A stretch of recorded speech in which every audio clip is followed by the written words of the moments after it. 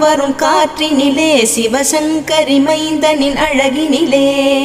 பார்த்து மகிழ்ந்தேனே கண்களிலே அவன் பாதமும் பணிந்தேன் பக்தியிலே